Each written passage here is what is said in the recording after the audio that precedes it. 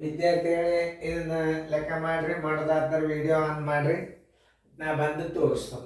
ಹಾಂ, ನೀವು ಗಣಿತ ಮಾಡೋದಾಯ್ತು ವಿಡಿಯೋ ತೆಗೀರಿ, ನಾ ಬರ್ತೀನಿ. ನೀವೆಲ್ಲರೂ ಬೋರ್ಡ್ ಕಡೆ ನೋಡ್ರಿ.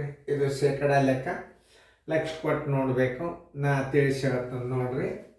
ಇಲ್ಲಿ ಸಕ್ಕರೆ ಬೆಲೆ 1 ಕಿಲೋಗೆ ರೂಪಾಯಿ 20ರಿಂದ 23ಕ್ಕೆ ಏರಿದೆ. ಏರಿದ ಬೆಲೆಯು ಶೇಕಡಾವಾರು ಎಷ್ಟು ಅಂತ ಕೇಳ್ತಾನೆ. ಅಸಲು ಮೂಲ ಮೊದಲ ಅಸಲು ಬೆಲೆ ಬರಬರಿ.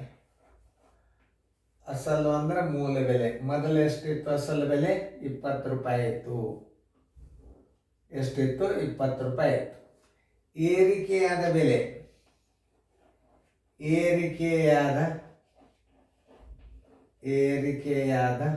ಬೆಲೆ ಬರೋಬ್ಬರಿ 23 ರೂಪಾಯಿ. ಹೌದಾ? ಆಮೇಲೆ ಎಷ್ಟು ಹೆಚ್ಚಾಯ್ತು ಅಂದ್ರೆ ಏರಿಕೆ ಬರೋಬ್ಬರಿ ಏರಿಕೆಯಾದ ಬೆಲೆ ಎಷ್ಟದ? 23 ಅದ. ಅಸಲು ಬೆಲೆ ಎಷ್ಟದ? 20 ಅದ. ಅಂದರೆ ಏರಿಕೆಯಾದ ಬೆಲೆಯಲ್ಲಿ ಅಸಲು ಬೆಲೆಯನ್ನು ಮೂಲ ಬೆಲೆಯನ್ನು ಕಳೆದ್ರೆ ಏರಿಕೆ ಸಿಗ್ತದ. ಎಷ್ಟದ? 3 ರೂಪಾಯಿ ಏರಿಕೆ ಆಯ್ತು. ಆಮೇಲೆ ಇನ್ನೇನು ಕೇಳಿದ? ಶೇಕಡಾವಾರು ಅಂದ್ರೆ ಹೆಂಗೆ ಲೆಕ್ಕ ಮಾಡ್ಬೇಕಂದ್ರೆ ಶೇಕಡ ಏರಿಕೆ ಬರೋಬ್ಬರಿ ನೋಡಿ 100 ಗುಂಡ್ಲೆ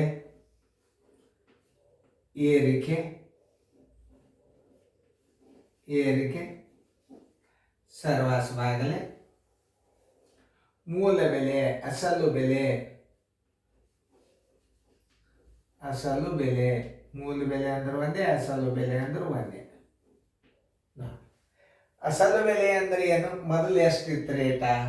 ಮೂಲ ಬೆಲೆ ಅಂತಾರ. ಅಸಲು ಬೆಲೆ ಅಂದ್ರೆ ಮೂಲ ಬೆಲೆ 20 ರೂಪಾಯಿ. ಏರಿಕೆಯಾದ ಬೆಲೆ 23 ರೂಪಾಯಿ. ಏರಿಕೆ ಎಷ್ಟಾಯ್ತು? 23 20 ಕಳೆದ್ರೆ 3 ರೂಪಾಯಿ ಏರಿಕೆ ಆಯ್ತು. ಎಷ್ಟಕ್ಕೆ ಏರಿಕೆ ಆಗ್ತದ?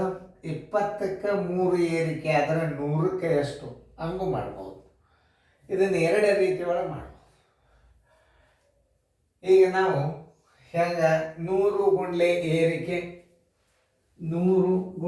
ಏರಿಕೆ ಎಷ್ಟದ? 3 ಅದ. ಅಸಲು ಬೆಲೆ ಎಷ್ಟದ? 20 ಅದ. ನೋಡ್ರಿ, 21 25 ಬರೋಬ್ಬರಿ 5 3 15 ಶೇಕಡ. ಆನ್ಸರ್ ಶೇಕಡ 15 ಏರಿಕೆ.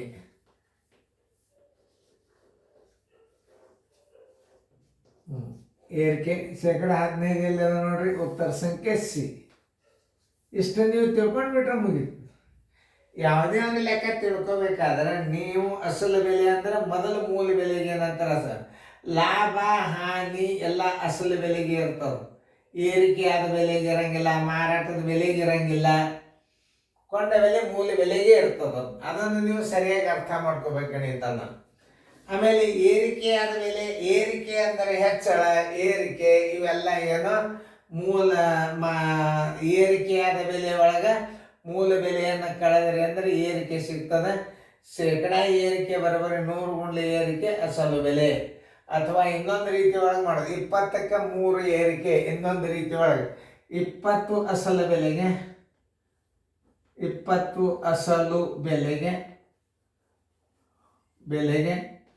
3 ಏರಿಕೆ. ಶೇಕಡ ಅಂದರೆ ಎಷ್ಟು ಹಚ್ಕೋತೀರಿ? 100 ಅಸಲು ಬೆಲೆಗೆ ಎಷ್ಟು ಏರಿಕೆ. ಇದೊಂದು ರೀತಿ ಒಳಗೂ ಮಾಡ್ಬೋದು. 100 ಕೊಂಡ್ಲೆ 3 ಸರ್ವಾಸ ಬಾಗಲೆ 20. ಇದು ಸೂತ್ರದ ಮೇಲೆ ಮಾಡಿರ್ತಾರೆ. 21 25 5 3 15. ಏನು ಆನ್ಸರ್? ಎಷ್ಟು? ಶೇಕಡ 15 ಏರಿಕೆ. ಕಡ್ಡಾಯವಾಗಿ ನೀವು ಶೇಕಡ ಚೆನ್ನಾಗಬೇಕು. ಉತ್ತರ ಸಂಖ್ಯೆ ಮೇಲೆ ಹಾಕಿದ್ರೆ ತಾಳಗೇನು ಹಾಕೋದಿಲ್ಲ. ಇದರ ರೀತಿ 2. ಮೆಥಡ್ ನಂಬರ್ 2 ಹಿಂಗೂ ಬಿಡಿಸ್ಬೋದು, ಹಿಂಗೂ ಬಿಡಿಸ್ಬೋದು. ಹಿಂಗೆ ಬಿಡಿಸಿದರೆ ನಿಮ್ಮ ಸೂತ್ರ ಏನು ಬೈಪಾಟ್ ಮಾಡೋ ಅವಶ್ಯಕತೆ ಇರೋದಿಲ್ಲ. ಚೆಂದಂಗೆ ನೋಡ್ಕೊರಿ, ಚೆಂದಂಗೆ ಫೇರ್ದಾಗ ಬರ್ಕೊಳ್ರಿ.